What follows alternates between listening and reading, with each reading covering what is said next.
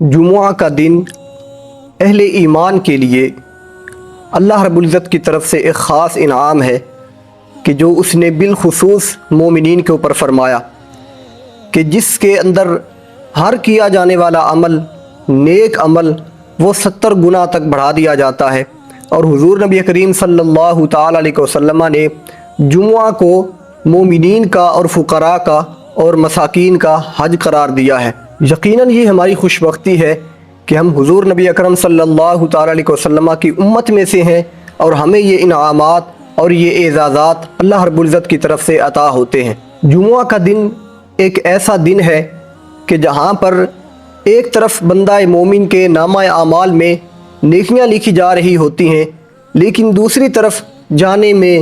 یا انجانے میں غلطی اور کوتاہی کی بنیاد پر بندے کے نامہ اعمال میں گناہ لکھا جا رہا ہوتا ہے یا وہ ثواب سے ہی محروم رہ جاتا ہے۔ جمعے کی دن کی فضیلت کے حوالے سے حضرت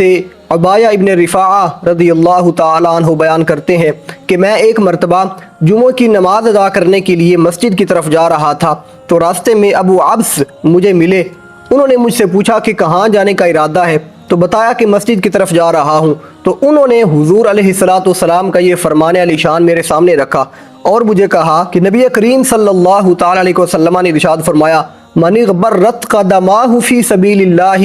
حرمہ اللہ علی النار، کہ جس کے قدم اللہ کے راستے میں غبار آلود ہوں گے اس کو اللہ رب العزت کی ذات دوزخ پر حرام کر دے گا۔ تو گویا جمعہ کی نماز کی طرف جانے کے لیے مومن کا ہر اٹھنے والا قدم اس کے نامہ اعمال میں نیکی بھی بڑھاتا ہے اور اس کے گناہوں کو معاف بھی کرتا ہے اور اس کے درجات کی بلندی کا سبب بھی ہوتا ہے۔ اور دوسری حدیث پاک کے اندر آپ علیہ السلام نے ارشاد فرمایا کہ جو شخص جمعہ کے دن غسل کا خوب اہتمام کرے، اچھا لباس پہنے، خوشبو لگائے، ثم راح فلم یفرق بین اثنین، اور پھر وہ جب مسجد کی طرف جائے تو دو بندوں کے درمیان نہ گھسے، فصلی ما کتب لہ، اور جس قدر اس کے مقدر میں ہو وہ اپنی نماز پڑھے، ثم اذا خرج الامام انصت، اور پھر جب امام منبر کے اوپر جلوہ گر ہو وہ شخص خاموش رہے۔ تو اس کے اوپر حضور علیہ السلام نے جو گزدہ یہاں فضا سنایا، فرمایا غفر لہ ما بینہ و بین الجمعۃ الاخری، تو اس بندہ مومن کے اس جمعہ اور اگلے آنے والے جمعہ کے درمیان جتنے گناہ صغیرہ ہیں وہ خالق کائنات کی ذات معاف فرما دیتی ہے۔ تو اس حدیث پاک کے اندر نبی کریم صلی اللہ تعالی علیہ وسلم نے ہمیں جو تعلیم ارشاد فرمائی ہے وہ خوبصورت اہتمام کرنے کے ساتھ ساتھ دو چیزوں کو اپنے ملحوظ خاطر رکھنے کا حکم ارشاد فرمایا ہے۔ ایک تو اس کے جو احکام اور آداب ہیں وہ کہ نہ دو بندوں کے درمیان گھسے، نہ ان کی گردنوں کو پھلانگے، اور جب امام خطبہ دے رہا ہو تو یہ خاموشی کو اختیار کرے۔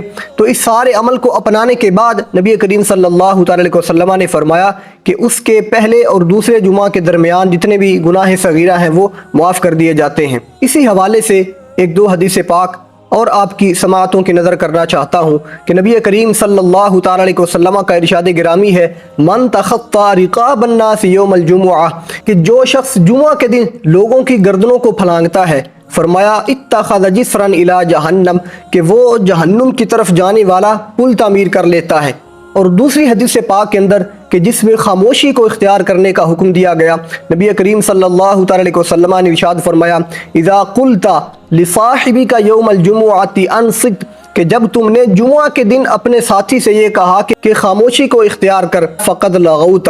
یہ خاموش کروانے کا حکم دینا بھی تیرا یہ لغو بات ہے۔ تو گویا ان احادیث مبارکہ کے اندر ہمیں یہ پتہ چلتا ہے کہ جب امام خطبہ دے رہا ہو تو اس دوران کسی قسم کا کلام کرنا، تسبیح پڑھنا یہ منع کیا گیا ہے۔ ہمارے فقہاء نے ان احادیث مبارکہ کی بنا پر یہی اخذ کیا ہے کہ خطبہ کے دوران کسی قسم کا کلام بالکل کرنا جائز نہیں ہے۔ اس سے ان لوگوں کو سبق حاصل کرنا چاہیے کہ جو جمعہ کے دن جب مسجد میں آتے ہیں تو لوگوں کی گردنوں کو پھلانگ کر ان کی کوشش ہوتی ہے کہ ہم سب سے آگے جا کر بیٹھیں، اگر صف میں جگہ نہیں بھی ہے تو پھر بھی وہ لوگوں کو تنگ کرنے کے لیے آگے کی طرف بڑھتے ہیں۔ اور دوسرے وہ افراد کہ جو جمعہ کے دن خطبہ کے دوران اذان ثانی میں یا خطبہ میں جب نبی کریم صلی اللہ تعالی علیہ وسلم کا نام اس میں گرامی آتا ہے تو اپنے انگوٹھوں کو چوم کر آنکھوں پر لگاتے ہیں، یہ بھی اگرچہ مستحب عمل ہے لیکن خطبے کے دوران اس کو بھی کرنا گناہ کا موجب ہے، اس لیے کہ جب دوران خطبہ تسبیح و تحمید پڑھنے سے اور دوسری باتیں کرنے سے حتیٰ کہ اذان ثانی کا جواب دینے سے بھی منع کیا گیا ہے تو پھر اس میں مصطفیٰ صلی اللہ تعالی علیہ وسلم کو چومنا بھی جائز نہیں ہے۔ اسی طرح ایک اور غلطی جو ہمارے ہاں بعض مقامات بلکہ اکثر مقامات پر رائج ہے کہ جس وقت خطبہ ہو رہا ہوتا ہے تو ہماری مساجد کے اندر چندہ جمع کرنے کے لیے جھولی پھیری جاتی ہے، حالانکہ یہ بھی درست عمل نہیں ہے، اس لیے کہ فقہاء نے اس چیز سے بڑی سختی سے منع فرمایا ہے۔ تو پتہ چلا کہ جمعہ کے دن جب ہم مسجد کی طرف نماز پڑھنے کے لیے جائیں تو ان تمام باتوں کا خیال رکھیں، کہیں ایسا نہ ہو کہ ہم تو ثواب کمانے کے لیے مسجد میں جائیں، اللہ کو راضی کرنے کے لیے مسجد میں جائیں اور اپنے نامہ اعمال میں ثواب کی بجائے گناہ لکھوا کر گھر میں واپس آئیں۔ خالق کائنات ہمیں عمل کی توفیق عطا فرمائے۔